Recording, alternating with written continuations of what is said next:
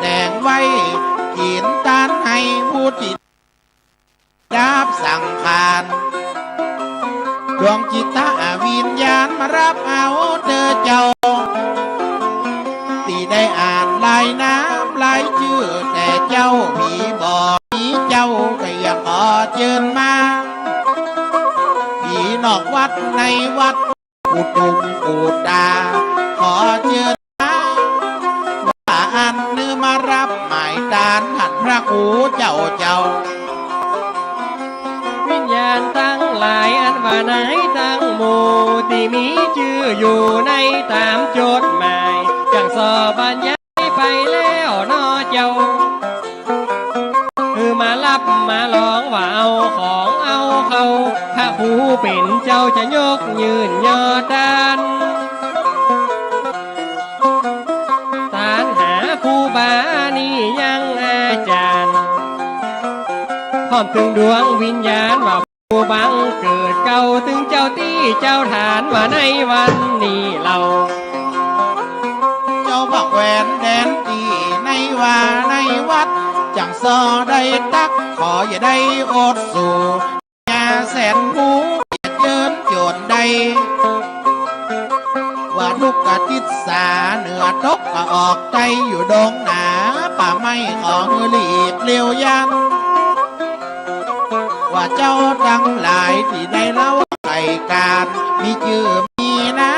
ำเจ้าข้าก็อย่าลากข้านาอันเชิญมาเจ้าเมืองลำปางแต่ตักนักหนาเจ้าอาลักขาและหงดอยแม่นมันเจ้าแม่บัวแก้วเจ้าซอยดอกปานบ่เจ้าแต่นั้นถึงเจ้าแม่บัวทองที่ได้รักษายังดอยอุ่นตาลสุชาดาลำปางก็อย่าเจิญแม่นมันมารับของดานด้วยกันเจ้า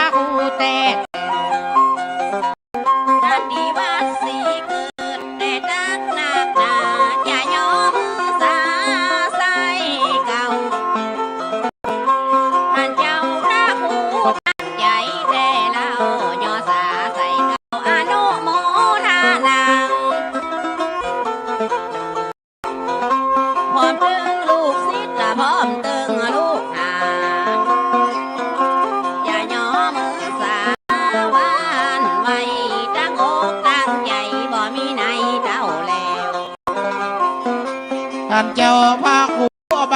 500มาปั่นใจดีใจบ้านเพราะบ่อยากกินเขาท่านเจ้าพระครูปั่นตั้งสอน้องเนาคำหลอมหล่อเบาใจดีใจบ้านได้ยินตายืนพอได้ยินมาปั่นหมออันยัง นอง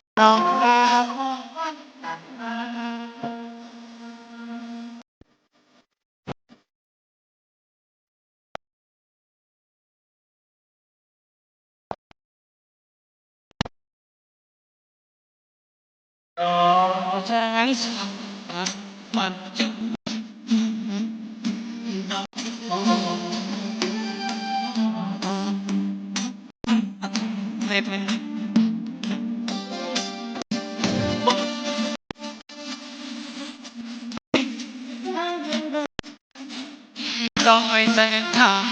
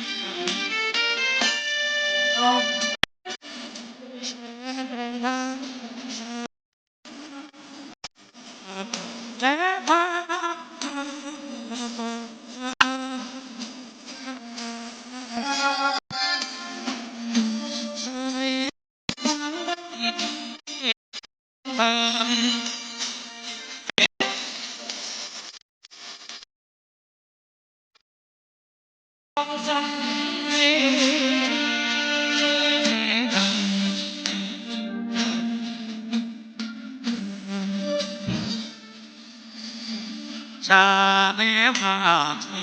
นิยังปิดาทวัจนาธรรมวิ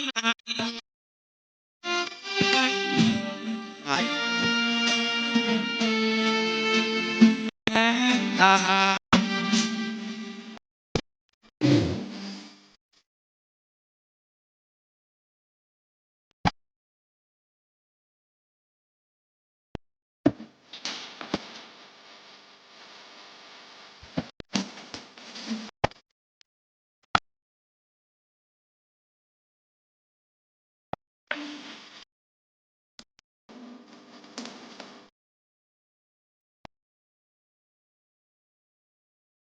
ข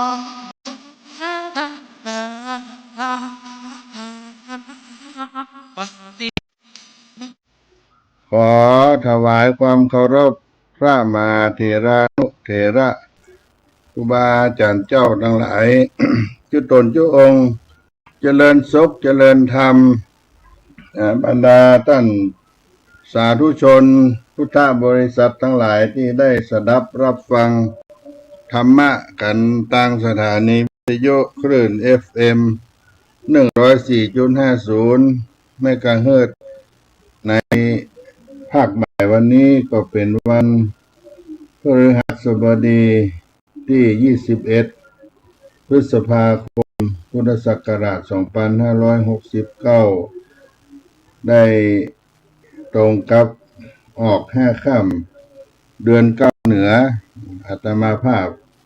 พระครูปัญญาสังฆการผู้ช่วยเจ้าอาวาสวัดศรีโสดาพระอารามหลวงก็ได้มามาพบท่านสาธุชนทั้งหลายในภาคบ่ายวันนี้ในคลื่นวิทยุของวัดฝ่ายหิน FM 104.50 เมกะเฮิรตซ์เป็นสถานีธรรมะคณะสงฆ์จังหวัดเชียงใหม่ที่ได้มีเครือข่ายการลิงก์สัญญาณไปหลายๆสถานีโดยเฉพาะสถานีคลื่นสีขาวชาวประชาที่วัดปักตางเจริญอำเภอดอยหล่อจังหวัดเชียงใหม่ก็เป็นอีกสถานีที่ได้เป็นเครือข่ายได้ลิงก์สัญญาณเชื่อมสัญญาณให้กับท่านผู้ฟังได้รับฟังไปทั่วบ้านทั่วเมืองวันนี้ได้มีโอกาสเวลาได้มาพบกับพี่น้องท่านสาธุชนในรายการเสียง วัดสรีโสดาพระอารามหลวงนั่นก็เป็นงานเผยแผ่งานพระพุทธศาสนาแก่พี่น้องราษฎรบนพื้นที่สูงหรือว่าพี่น้องชาวเขาที่ได้ มีโครงการงานพระธรรมจาริกอาตมาภาพก็เป็นผู้บริหารในการเผยแผ่งานพระพุทธศาสนาอีกรูปหนึ่งที่ได้รับมอบหมายจากประธานคณะพระธรรมจาริกตั้งอยู่ที่วัดเบญจมาบพิตรดุสิตวนารามกรุงเทพมหานคร งานที่ได้ออกไปในภูเขาบนดอยญาติโยมบางครั้งอาตมาภาพก็มีเวลาที่จะออกสถานีวิทยุแต่จำเป็นต้องขึ้นไปบนดอย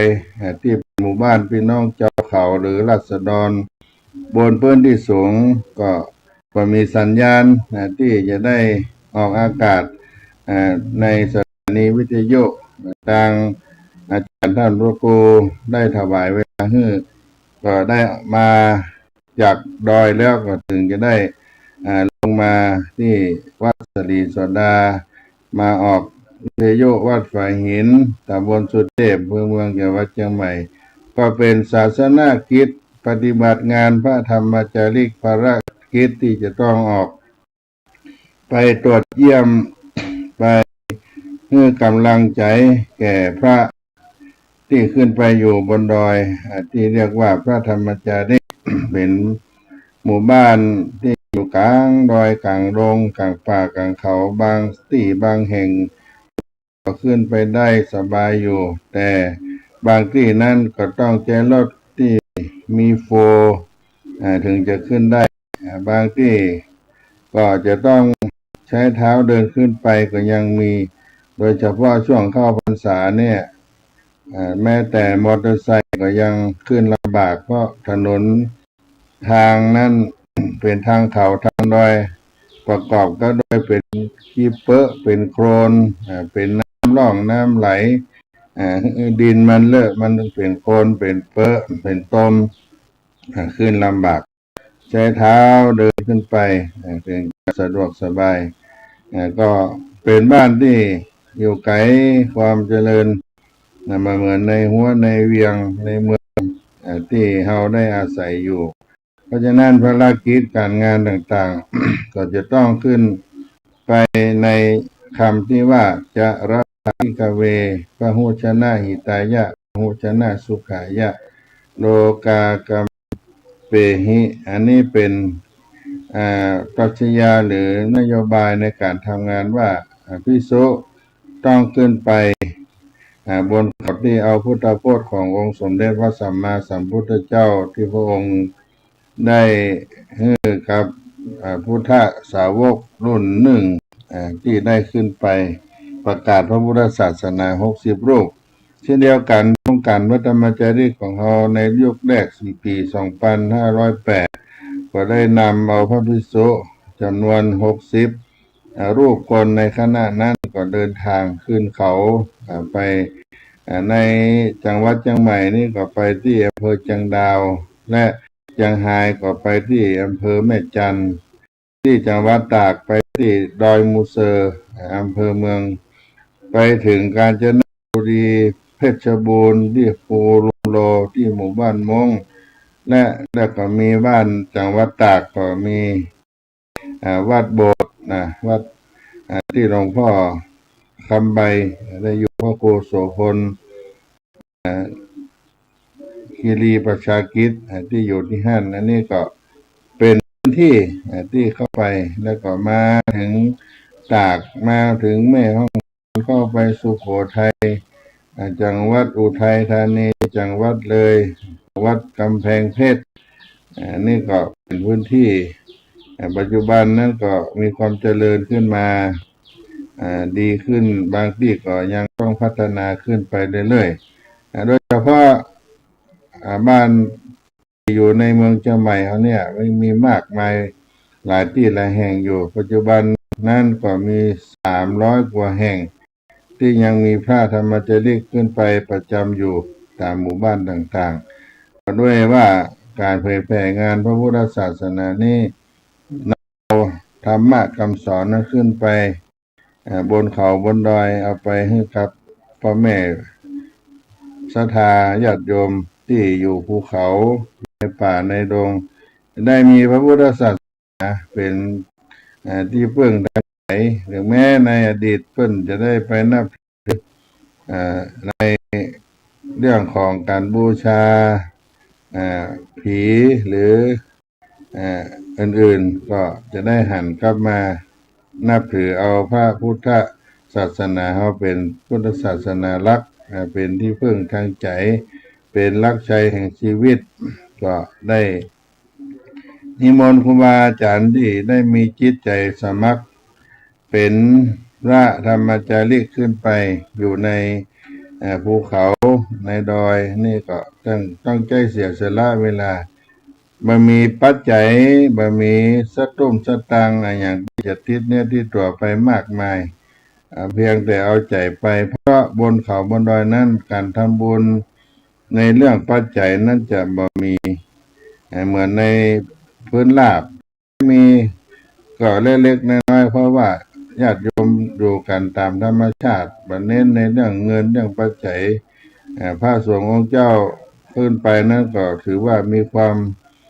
ที่เสียสละเป็นอย่างยิ่งเข้าอยู่กับพี่น้องบนดอย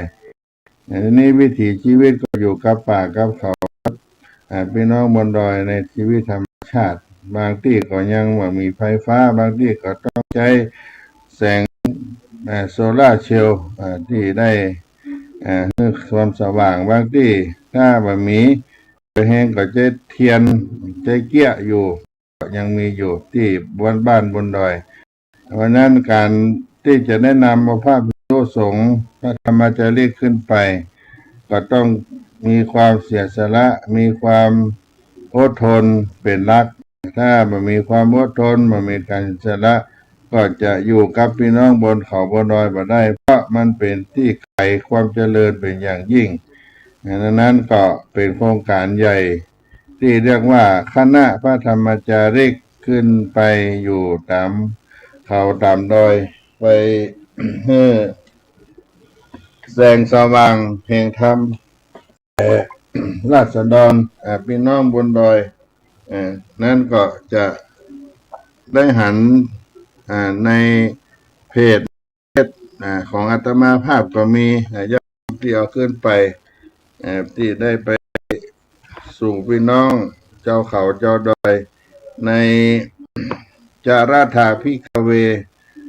จาริกังพหุชนะหิตายะพหุชนะสุขายะโลกานุกัมปายะเทเสทะภิกขเวธัมมังดูก่อนวิสุทธ์ทั้งหลายเธอทั้งหลายจงเที่ยวจาริกไปจงแสดงธรรมเพื่อประโยชน์เพื่อความสุขแก่ชนหมู่มากเพื่ออนุเคราะห์แก่ชาวโลกอันนี้ก็เป็นสิ่งที่คณะพระธรรมจารีกได้นำเอาพุทธโอวาทของพระสัมมาสัมพุทธเจ้าที่ได้ตรัสสอนเป็นเวลามา 2,500 กว่าปีล่วงแล้วมาให้เกิดประโยชน์สุขแก่คนหมู่มากอนุเคราะห์แก่ชาวโลกดังนั้นการที่ขึ้นไปเพื่อส่งเสริมธรรมะให้กับพี่น้องบนดอยให้เพิ่นได้รับแสงสว่างพร้อมกับคุณธรรมของธรรมชาติเป็นการสร้างตนให้เป็นคนดีของชาติศาสนาและเป็นการนำเอาธรรมะมาใช้ในชีวิตในอนาคตการก็เป็นสิ่งที่ให้ได้พ้นจากทุกข์ในวัฏสงสารนั้นเพราะฉะนั้นการที่ได้ขึ้นไปเป็นสิ่งที่ลำบากในการเดินทางแต่ได้ลำบากทางใจพี่น้องบนดอยในญาติโยมมีอะไรยังก็เอามาถวายมาต้อนรับพระสังฆเจ้าพระธรรมจารีกที่ขึ้นไปเพราะมันว่าการที่มีพระสงฆ์องค์เจ้าเข้ามาอยู่นั้นเป็นสิ่งที่ประเสริฐก็ต้องดูแลเอาใจใส่วัดวาอารามในการดำเนินงานนั้นรุ่นแรก มีคณะสงฆ์50คณะคฤหัสถ์ผู้ที่ตามรวมเป็น60ลูกคนกลุ่มใหญ่เข้าไปบ้านมดบ้านเมียนมูเซอรีซออาขาบ้านกะเหรี่ยงจังหวัดตากเชียงใหม่แม่ฮ่องสอนชายเพชรบูรณ์ได้เดินทางขึ้นไปในครั้งอดีตการเมื่อปี2508เป็นต้นมาที่ได้มีโครงการนี้เกิดขึ้นได้ดำเนินการมาจนถึงปัจจุบันนี้ก็ได้เวลา61ปีเข้ามาแล้วก็เป็นสิ่งที่พ่อแม่ศรัทธาญาติโยมพุทธบริษัททั้งหลายก็ได้ให้การสนับสนุนมีกรมพัฒนาสังคมและสวัสดิการและกระทรวงพัฒนาสังคมความมั่นคงของมนุษย์มูลนิธิเผยแพร่พุทธศาสนาแก่ชนถิ่นกันดารได้เข้าไปพระธรรมจารีตก็อาศัยซึ่งราชการด้วยได้ประโยชน์ร่วมด้วยช่วยกันบนเขาบนดอยให้เกิดความร่มเย็นเป็นสุขแก่พี่น้องบนดอยอาตมาภาพเป็นผู้บริหารในรองประธานของคณะพระธรรมจารีตก็ได้ไปตรวจไปเยี่ยมไปดูแก่พี่น้องทั้งหลายที่บนดอยเพื่อจะได้ทราบความก้าวหน้าหรือว่ามีปัญหาด้วยประการใดก็จะมีหนทางแนะนำให้พัฒนาให้แก้ไขในพื้นที่ต่างๆตามที่ได้แจ้งไปในจังหวัดตั้งแต่เชียงรายน่านลำปางแพร่พะเยาลำพูนเชียงใหม่แม่ฮ่องสอนตากสุโขทัยเพชรบูรณ์กำแพงเพชรไปถึงกาญจนบุรีในปัจจุบันนี้นี่ก็เป็นพื้นที่ของการเผยแผ่งานพระพุทธศาสนามีพระที่ได้เสียสละได้ออกไปบนเขาบนดอยให้เกิดเป็นความสุขแก่พี่น้องบนดอย2-3 วันที่ผ่านมาภาพก็เดินทางไปที่จังหวัดตากซึ่งเป็นอำเภอใหญ่ของการเผยแผ่งานพระพุทธศาสนางานพระธรรมจารีตอำเภอท่าสองยางญาติโยมอำเภอท่าสองยางก็ติดเขตพม่าในอำเภอแม่ลำปางอำเภอซบเมยอำเภอแม่เสลียงระหว่างกลางถ้าเราไปทางแม่เสลียงก็ถึงแม่เสลียงถึงซบเมยถึงท่าสองยางถ้าไปทางตากก็แม่สอดก็แม่ละมาดก็ถึงท่าสองยางนี่เป็นพื้นที่ที่มีพี่น้องกะเหรี่ยงมากแล้วก็มีตั้งฝั่งพม่าเข้ามาอยู่เรียกว่าศูนย์อพยพของเขตพม่าเข้ามาอาตมาภาพก็ไปประชุมไปหารือในการทำงานของพระธรรมจารีตที่บ้านหนองบัวซึ่งตั้งเป็นวัดพระธรรมจารีตหนองบัวตำบลแม่อุสุอำเภอท่าสองยางจังหวัดตราดท่านพระครูสุเขตมงคลการเจ้าวาดวัดมงคลคีรีเขตบ้านแม่ตะวอก็มาร่วมประชุมท่านพระครูมงคลโกศลจะได้ทำที่วัดแม่ต้านเหนือท่านก็มาร่วมประชุมตลอดถึงเจ้าคณะตำบลเจ้าอาวาสในตำบลแม่อุสุแล้วก็พระธรรมจารีตทั่วอำเภอท่าสองยางบางท่านก็อู้ได้พ่องบัดได้พ่องแต่ว่าเป็นผู้เผยแผ่ในด้านภาษาตัวเองใช้ภาษากะเหรี่ยงในการเผยแผ่จะมาภาพก็เดินทางไปวันที่19ไปวันที่20ไปประชุมมีพระธรรมจารีตมาประชุมอยู่45คณะสงฆ์รวมเป็นประมาณ60รูปแล้วก็แกนนำชาวพุทธประมาณ30ก็เกือบร่วม100 คนก็เดินทางไป ประชุมไปชี้แจงไปให้ความเข้าใจในการทำงานเพื่อวัตถุประสงค์ที่เขาได้เผยแผ่พระพุทธศาสนาลุล่วงไปด้วยดีดังนั้นก็ไป2 วัน 1 คืนกลับมาต่างอำเภอแม่เสลียงขาไปนั่นจังหวัดตากลำปางไปตากลำปางแม่สอดแม่ละมาดเข้ามา2 อย่างขากลับออกมาตั้งแม่เสลียงเพราะว่าไปเยี่ยมท่านอาจารย์ดำริหรือพระเจ้าคุณท่านดำริที่ได้เป็นพระธรรมจาริกรูปแรกของโครงการพระธรรมจาริกในวัดพระธรรมจาริกแม่สลิดหลวงท่านก็มีสุขภาพบ่ค่อยแข็งแรงในหมู่บ้านของท่านนั้นตั้งอยู่ที่บ้านแม่สลิดหลวงท่านก็ได้ไปก่อตั้งโครงการพระธรรมจาริกอยู่ที่นั่นแล้วก็ได้รับแต่งตั้งเป็นวัดแม่สลิดหลวงวัดพระธรรมจาริกแม่สลิดต่อมาท่านพระครูพิสารประชานุกูลหรือท่านเจ้าคุณพิสารประชานุกูลหรือท่านดำริสุขภาพท่านได้ทราบข่าว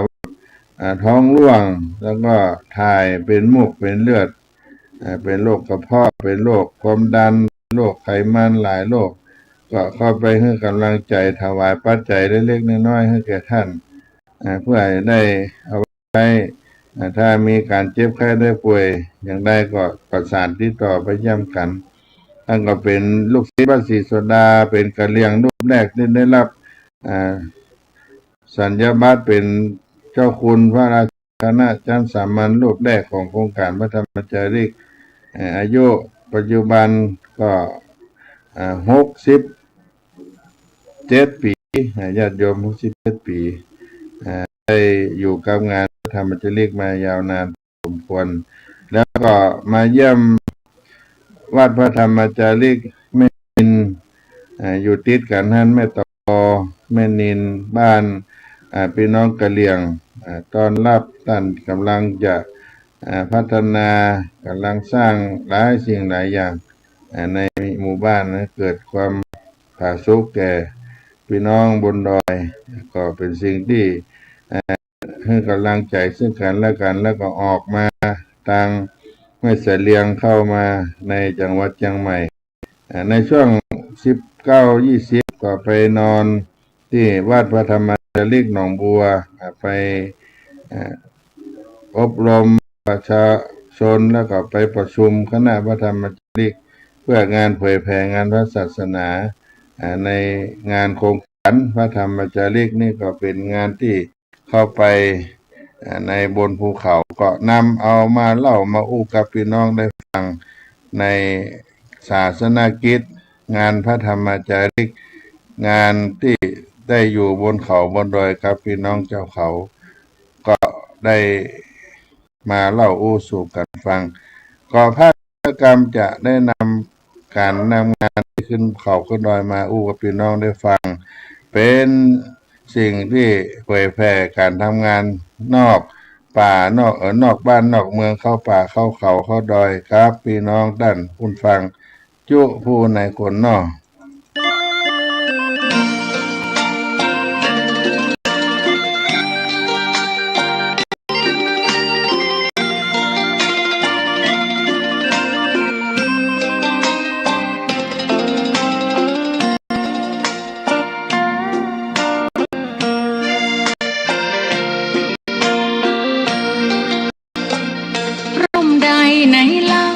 จะเย็นเท่า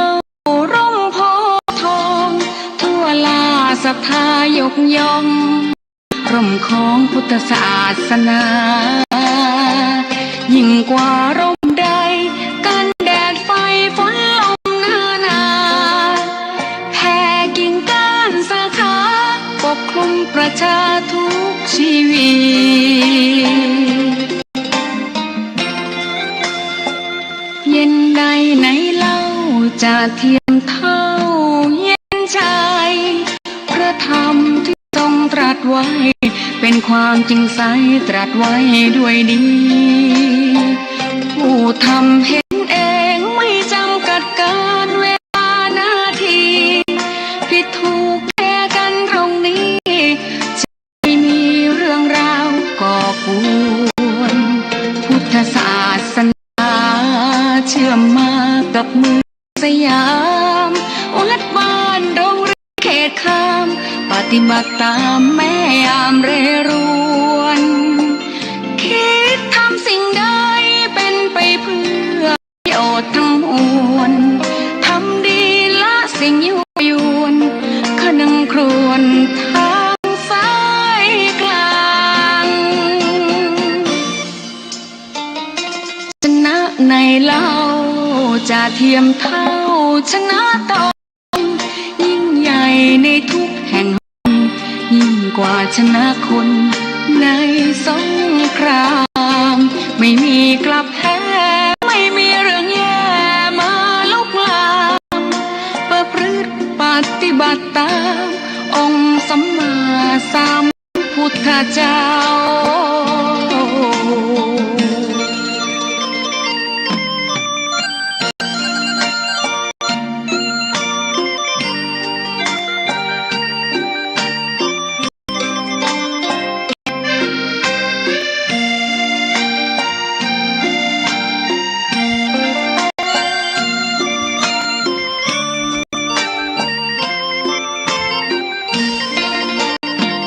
พุทธศาสนาเชื่อมมากับเมืองสยามวัดบ้านโรงเรียนเขตคามปฏิบัติตามแม่ยามเรรวนคิดทำสิ่งใดเป็นไปเพื่อประโยชน์ทั้งมวลทำดีละสิ่งยั่วยวนนึงครวญทางสายกลางชนะในเล่าจะเทียมเท่าชนะตอน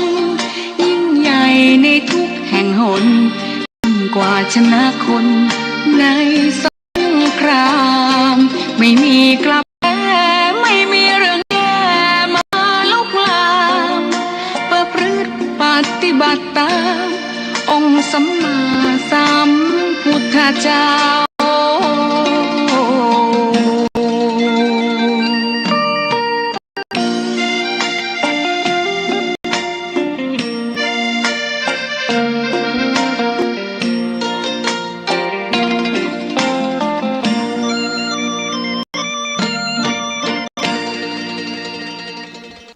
ก็มาอู้กันช่องที่สอง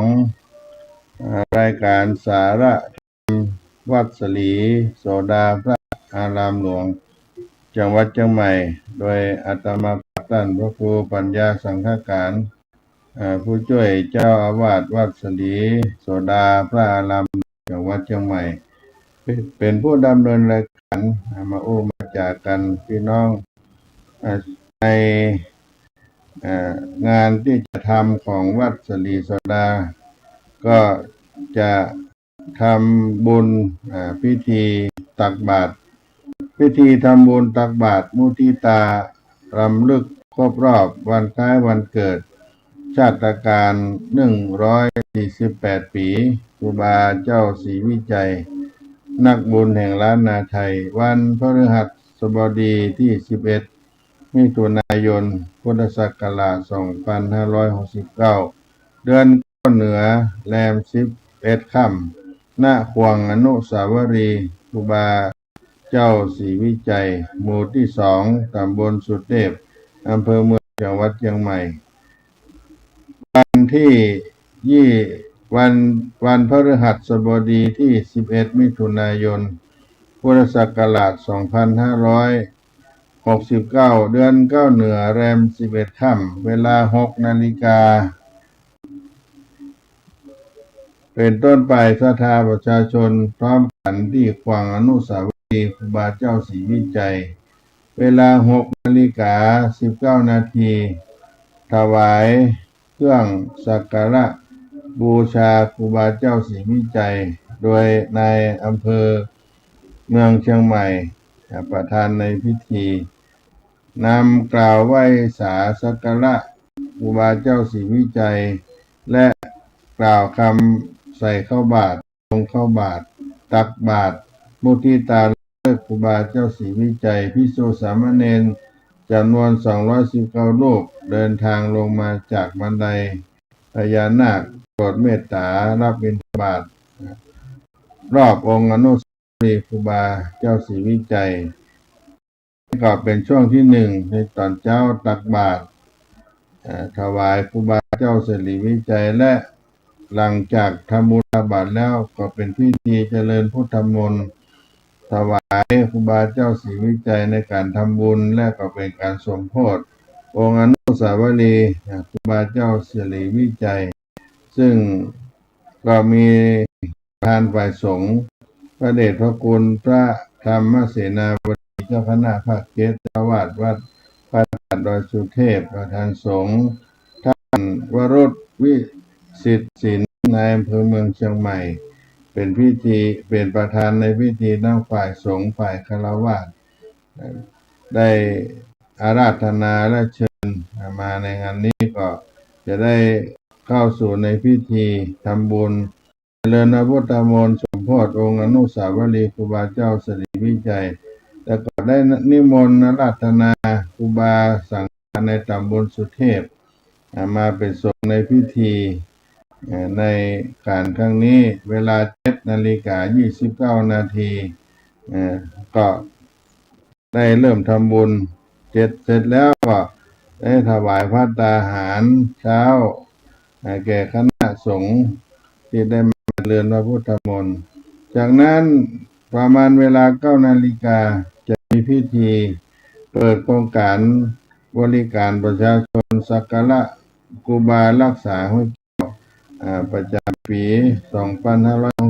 2569มีนางกิรพรเพิ่มพูนผู้อำนวยการสำนักงานคุมประพฤติจังหวัดเชียงใหม่นำสมาชิกผู้ถูกคุมตลอดถึงอาสาสมัครคุมประพฤติจังหวัดเชียงใหม่จำนวน60 คนบริการสังคมพัฒนาทำความสะอาดองค์อนุสาวรีย์ครูบาเจ้าศรีวิจัยและรอบบริเวณถึงน้ำตกห้วยแก้วตลอดถึงเส้นทางขึ้นดอยสุเทพในโครงการสักการะครูบารักษาห้วยแก้วประจำปี 2519นี่ก็เป็นกำหนดการที่ได้ประกาศเชิญชวนพุทธศาสนิกชนทั้งหลายที่ได้รับทราบว่าครูบาเจ้าศรีวิจัย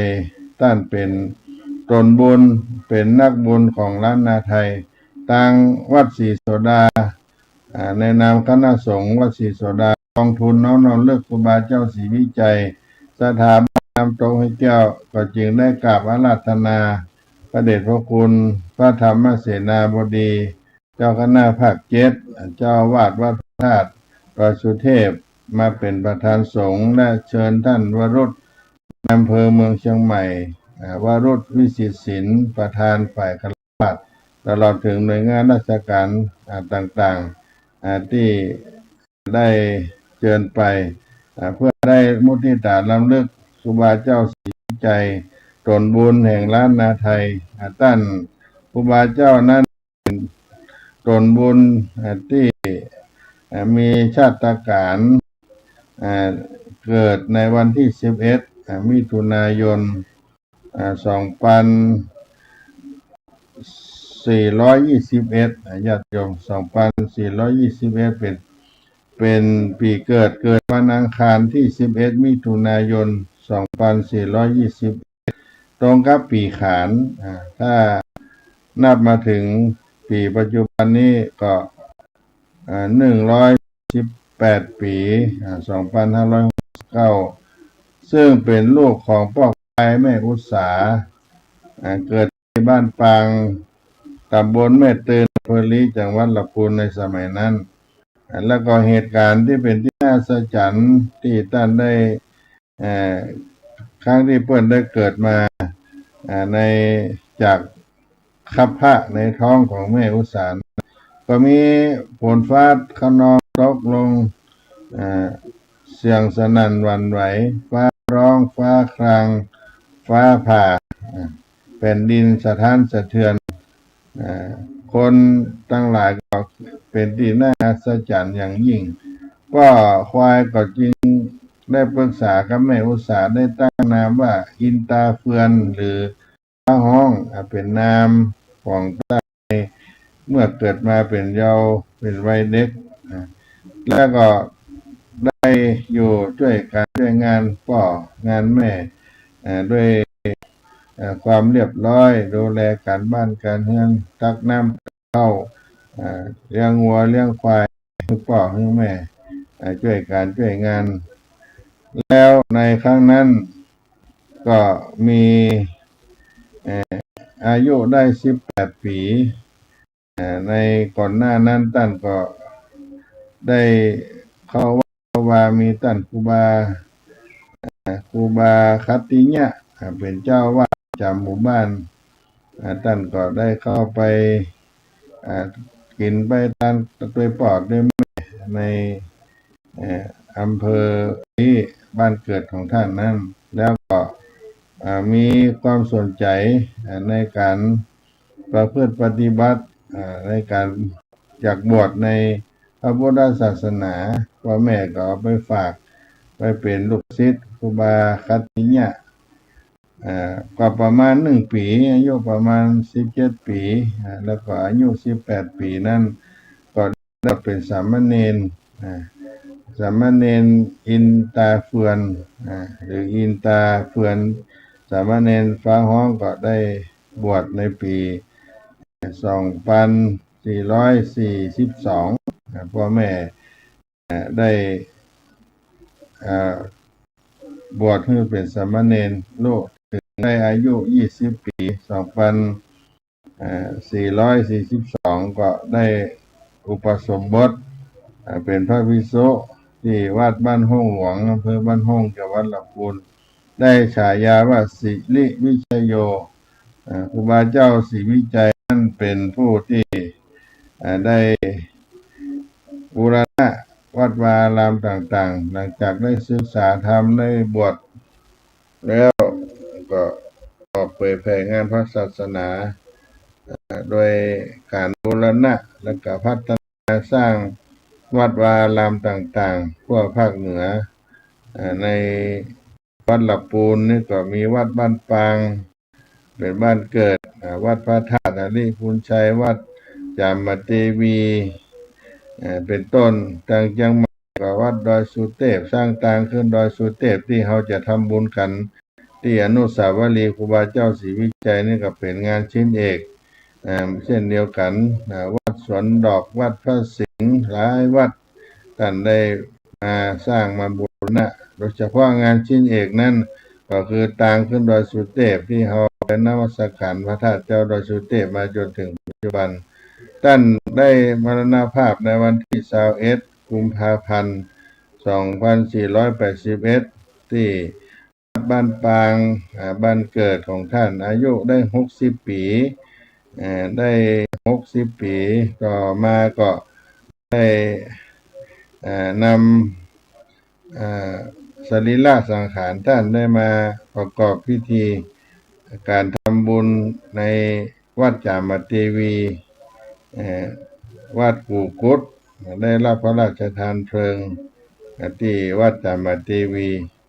เพราะฉะนั้นในโอกาสที่เจ้าศรีวิจัยชาติการ148 ปีชาติการครูบาศรีวิจัย11 มิถุนายน 2568ก็ขอเชิญชวนพ่อแม่ศรัทธาสาธุชนพุทธบริษัททั้งหลายได้มาร่วมกินร่วมทานกันที่วังอนุสาวรีย์ครูบาเจ้าศรีวิจัยส่วนบุญของล้านนาไทยทางวัดศรีโสดาตำบลสุเทพอำเภอเมืองเชียงใหม่คณะศรัทธาบ้านน้ำตกแก้วตลอดถึงศรัทธาสาธุชนพุทธบริษัทเขาก็มาร่วมบุญกันในการเชิดชูในปารมีธรรมของครูบาเจ้าศรีวิจัยก็เชิญเนอวันที่11 มิถุนายนที่จะถึงนี้ก็ขอน้อมเชิญพุทธศาสนิกชนพุทธบริษัททั้งหลาย ทั่วบ้านทั่วเมืองแว่นแคว้นล้านนาในประเทศต่างประเทศวันพฤหัสบดีที่11มิถุนายนพุทธศักราช2569ครบรอบชาตการ148ปีครูบาเจ้าสรีวิจัยนักบุญแห่งล้านนาไทยวัดสลีโสดาคณะสถานำตรงให้แก้วของทุนน้อมรำลึกครูบาศรีวิจัยก็เชิญท่านมาทำบุญตักบาตรตั้งแต่เวลา6 นาฬิกาเป็นต้นไปตอนเจ้าได้ทำบุญตักบาตรได้ถวายสักการะองค์อนุสาวรีย์ครูบาเจ้าสรีวิจัยและเจริญพระพุทธมนต์โดยคณะสงฆ์ตำบลสุเทพได้เป็นสงฆ์ในพิธีสมโภชอนุสาวรีย์กินตาลหยาดน้ำถวายตาลครูบาเจ้าสรีวิจัยแล้วก็ได้ทำบุญกุศลนี้อุทิศแด่ท่านก็เชิญเนื้อศรัทธาญาติโยมทั้งหลายที่พอมีเวลาปีหนึ่งก็มีครั้งหนึ่งที่จะได้เข้ามาร่วมกินน้ำตาลกับนักบุญแห่งล้านนาในวันครบรอบวันเกิดและก็ได้มาถวายบูชาบารมีธรรมของท่านด้วยก็โอกาสนี้เป็นกระบอกเสียงเชิญชวนพ่อแม่ศรัทธาสาธุชนทั้งหลายได้มาร่วมกินร่วมทานกันณพวงอนุสาวรีย์ครูบาเจ้าสรีวิจัยวัดสลีโสดาพระอารามหลวงเนอมาร่วมบุญกับตนบุญของล้านนาไทยครูบาเจ้าสรีวิจัยวัดสลีโสดาพระอารามหลวงอนุสาวรีย์ครูบาเจ้าสรีวิจัยในวันที่11มิถุนายน2569ตั้งแต่เวลา6 นาฬิกาเป็นต้นไปก็ขออนุโมทนาเชิญชวนท่านสาธุชนพุทธบริษัททั้งหลายที่ได้สดับรับฟังได้ทราบข่าวสารทางรายการสาระธรรมวัดสลีโสดาพระอารามหลวงในภาคนี้ได้มาร่วมกินร่วมทานร่วมบุญกุศลด้วยกันในวันพฤหัสบดีที่11มิถุนายน2569ขอความผาสุกจงเกิดมีแก่ท่านสาธุชนพุทธบริษัททั้งหลายทุกผู้ในคุณชะตาโลธรรมาวทันติอายุวันโนสุขังพลัง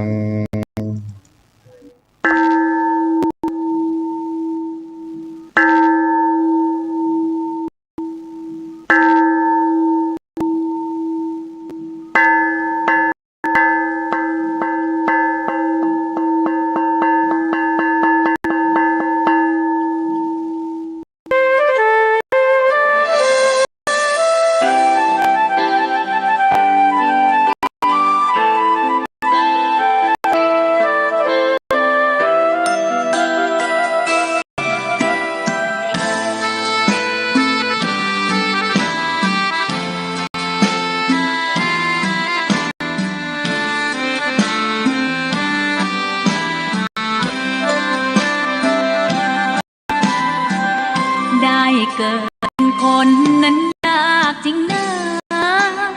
เพราะพุทธศาสนายิ่งแสนยากเย็น